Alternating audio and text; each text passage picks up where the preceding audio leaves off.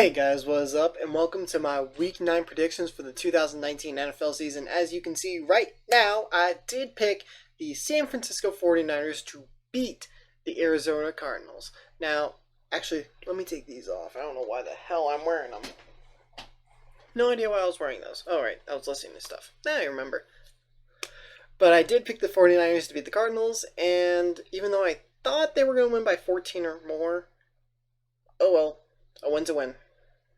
I'll take it.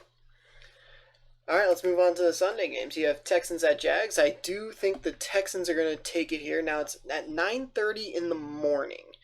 That means this is in London. Now, London time, that's 2:30 in the afternoon. I just did quick math. I know it's 5 hours ahead of us.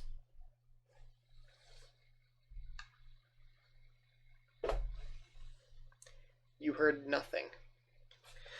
I do know that they're 5 hours ahead of us, so yeah, 3 hours, that's 12:30 plus another 2:30. Ding. Alright.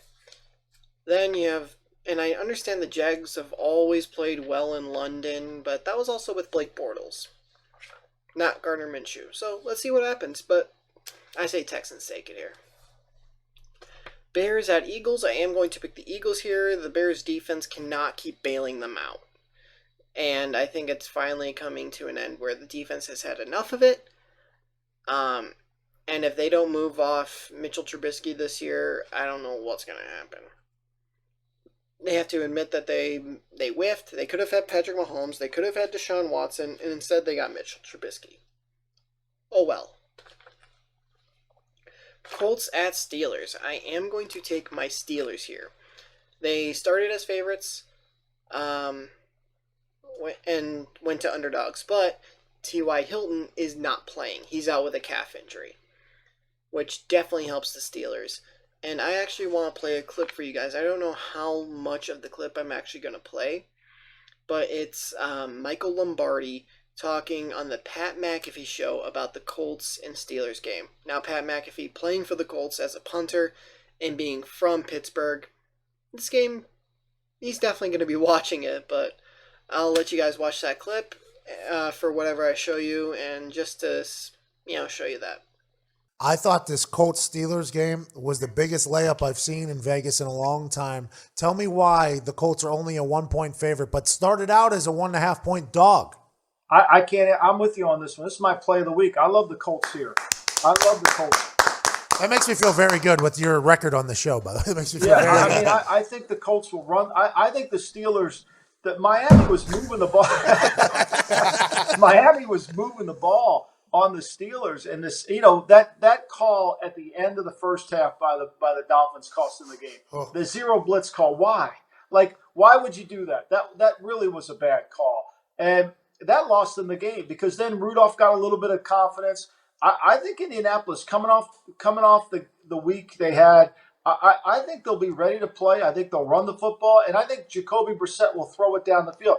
I don't think they have anybody that can cover T.Y. Hilton on the Steelers. I really don't. I think the Steelers secondary is a liability.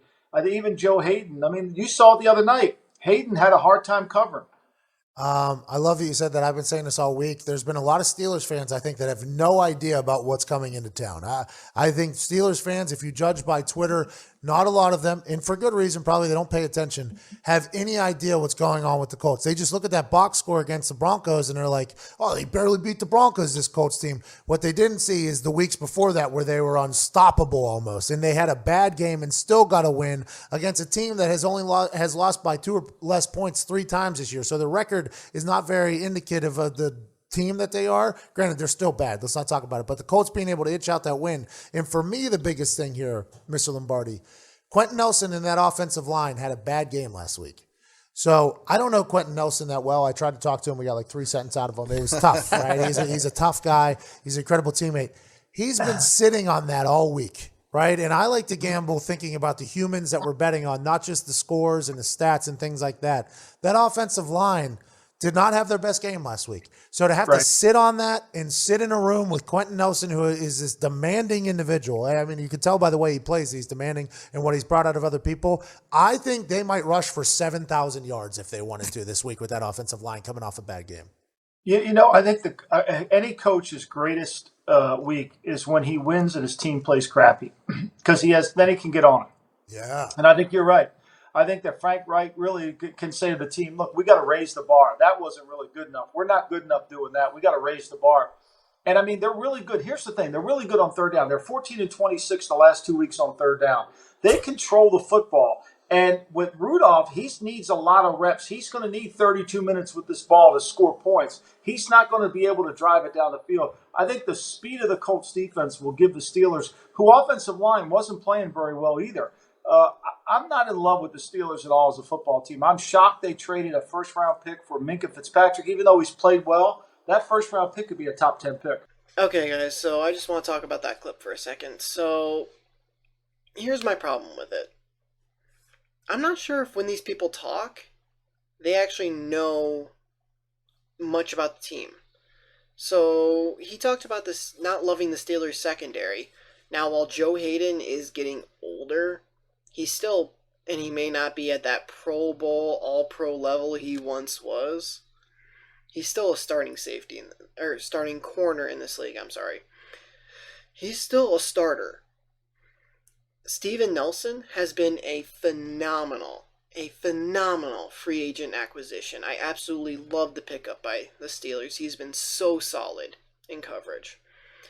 Then, you have Mike Hilton and Cam Sutton splitting time in the slot. Mike Hilton is the best blitzing slot corner in the league, and it's no debate. Not even close. He is the best corner slot blitzer in the league. Plus, you have Cam Sutton, who relieves him, I think, on third down. When it's a passing down, he relieves him on third. So he comes into the game. And he had one hell of a game against the Chargers. He's the one that made the game-sealing pick against Phillip Rivers. And that was once Joe Hayden went down. He had to come in at the opposite corner spot, outside corner spot. So you had Artie Burns, who was starting because Steven Nelson was hurt. Then when Joe Hayden went down, Cam Sutton went outside. So you had Sutton, Burns, and Hilton in the slot. And, I mean, he's just been great this year. To think they got TJ Watt, Juju, James Conner, and Cameron Sutton all in the same draft is unbelievable. Now, those are just the corners. The safeties. 2 second-year former first rounder safeties. Minkah Fitzpatrick and Terrell Edmunds. The Fitzpatrick trade has worked out swimmingly, and it was well worth that first rounder. Now, if you don't know what the exact details of the trade were, it was a first rounder to Miami, plus a fifth rounder, both being in the 2020 draft, and a sixth rounder from the 2021 draft. In return, the Steelers got Minkah, a fourth from the 2020 draft, and a seventh from the 2021 draft. So you went up a round from 5 to 4, and then you went down a round from 6 to 7, plus Minkah. Like, that's not a bad trade. And it's worked out so well. He has 3 picks on the year. He picked off the Dolphins twice last week. So he has been amazing. Edmunds has been playing really well. He's growing as a safety. So to say that you don't love the secondary, I'm sorry, that's just wrong. It is wrong on so many levels. It is. Come on. Plus, you have the linebacking core. TJ Watt and Bud Dupree are playing great this year. Devin Bush is a candidate for Defensive Rookie of the Year. I know everyone's like, oh, look at Nick Bosa, look at this, look at that. Devin Bush is in the top 10 in the league in tackles. He's the only rookie for that right now. And going into the game last week, he was leading the league in turnovers with 6. 2 picks and 4 fumble recoveries. He has the biggest nose for the football ever. Vincent Williams is a run stuffer at middle linebacker. Like, the defense in general has come together. Stephon Tuitt, before he got hurt, he was having his best year ever. Cameron Hayward, Javon Hargrave on the line. Now, Tyson Alualu can have a really, really nice year, I think. Not as nice as Tuitt was having, but he's solid. And to say, like the defense is amazing this year. If they had a bad defense, like they have in years past, they might have won maybe one game. Like they would be having such a bad year right now if that defense wasn't picking up the slack from the offense. Like if you're to say, look, I don't love their offense, this, that, and the other, I am perfectly okay with that. But to say you don't love their secondary, that's just wrong. Alright, so to move on from that, I'm sorry I just talk about the Steelers so much because they're my favorite team. Jets Dolphins, I did pick the Jets here. The Dolphins are just bad. I mean, I think if there was one game that the Dolphins really wanted to win, it was versus Pittsburgh because they have their first round pick. Though at the same time, you win one, maybe even 2 games, and you don't have the first overall pick. And you might lose out on the player you really wanted. And at that point, you're trading up and you're losing your draft capital that you tanked for. You got rid of all your good players for. Vikings at Chiefs. I did take the Vikings here. I'm picking the Vikings here. Patrick Mahomes is not expected to play. He's going to work out pregame, but it doesn't look like he's going to play. Not surprised. Titans at Panthers. I took the Panthers here. I understand what Ryan Tannehill has done. He's on a 2-game winning streak right now with the Titans. Panthers just got humiliated. Not just embarrassed, humiliated by the 49ers. And that is going to be the reason why they win this game. Watch. Redskins at Bills. I am taking the Bills here.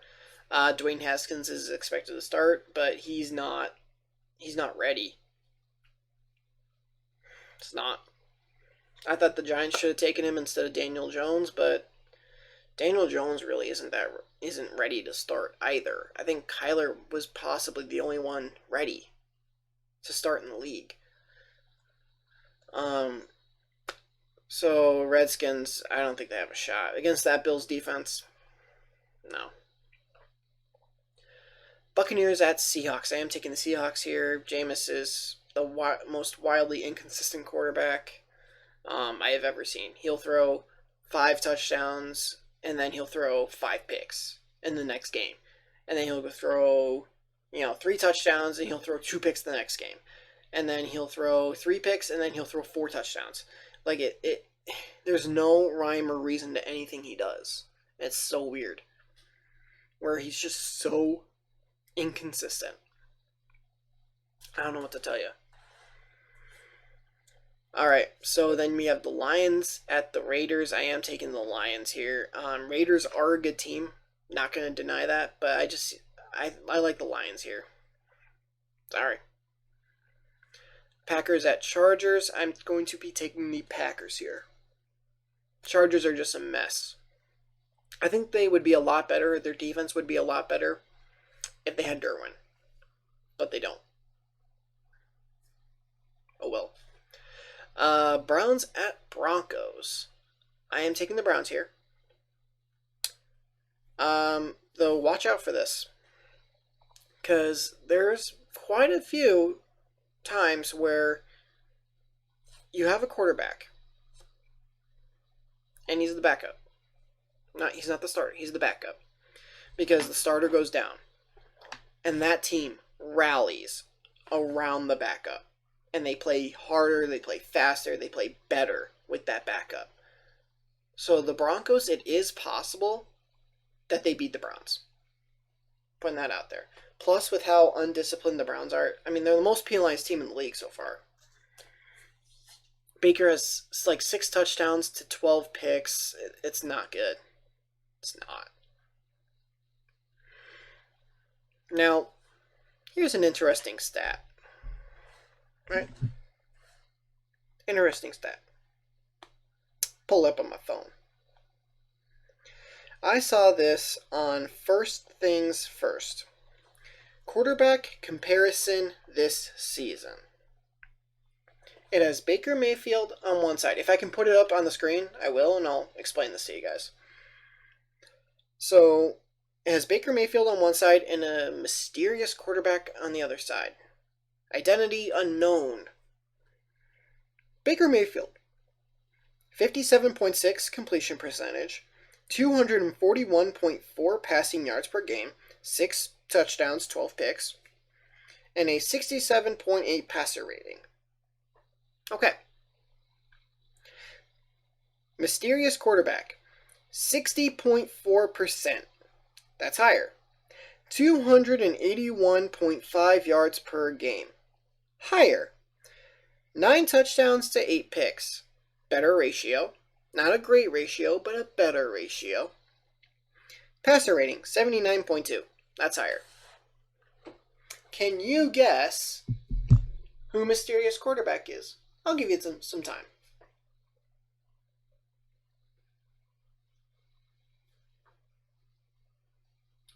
Do you have it yet? Surprise! It's Andy Dalton. Andy Dalton, whose Bengals are 0-8. They have a bye. They're not playing this week. They have a bye this week. And he got benched.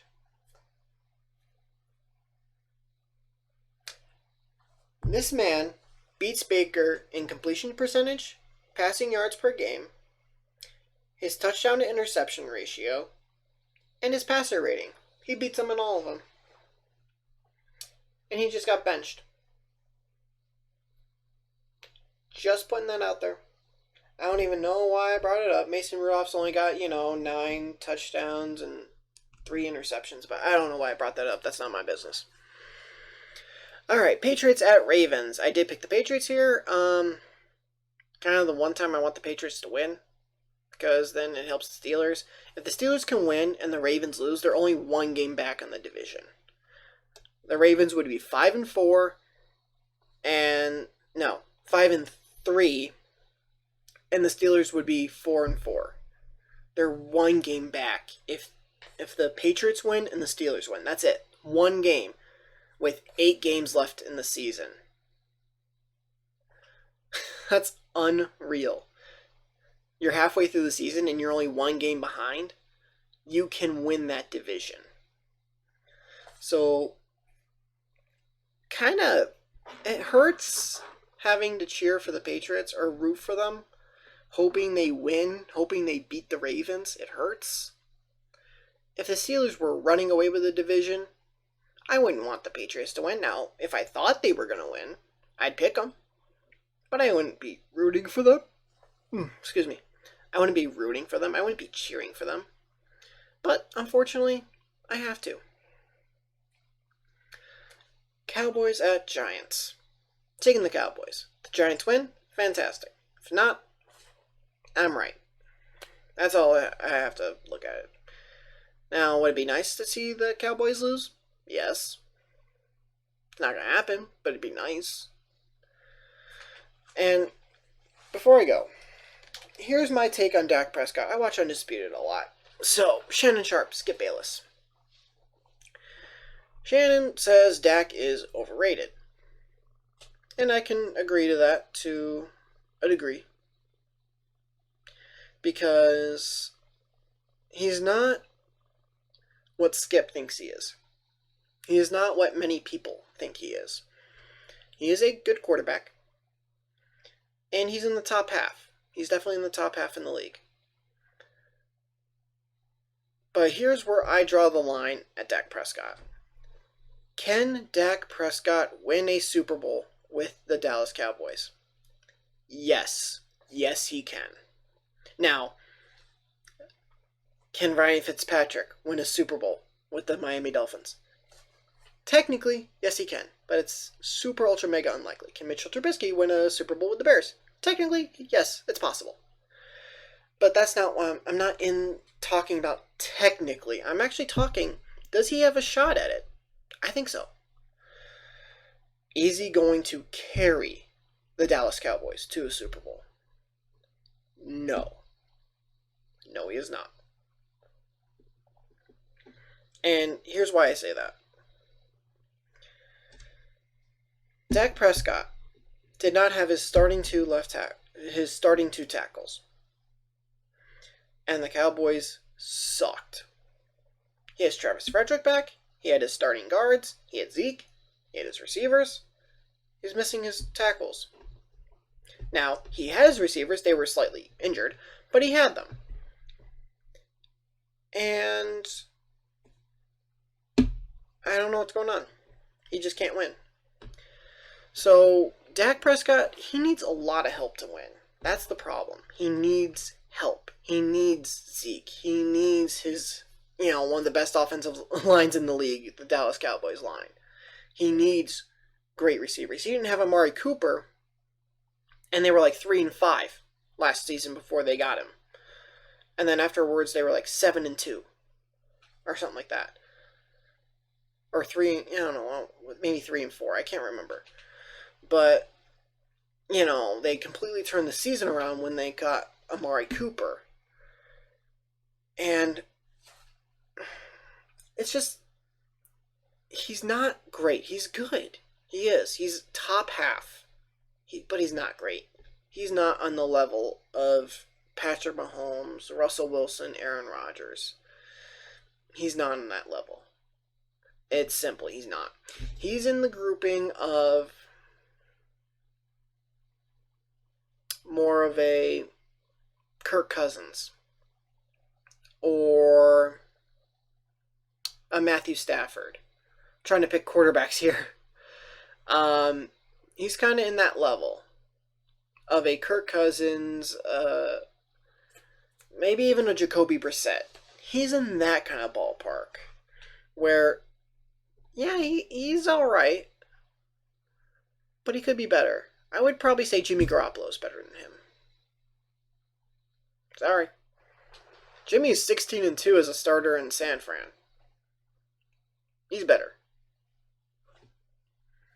Sorry. Not going to take it back.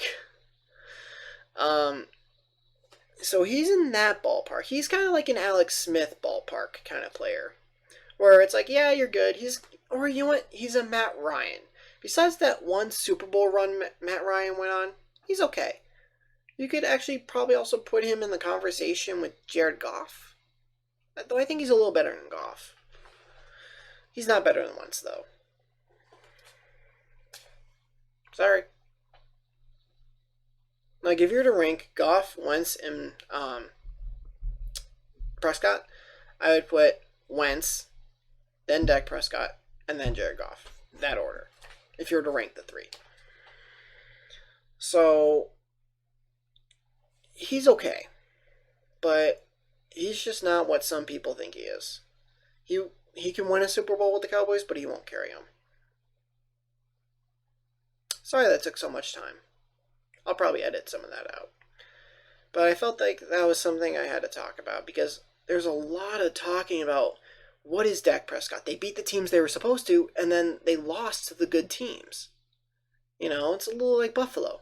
They beat the bad teams they were supposed to, but then they lost to the Eagles and the Patriots, two good teams. So it's a little bit like that. Oh well. Alright, so if you guys like this, please leave a like. If you're new to the channel, please hit that subscribe button and turn notifications on. I'll see you guys next video.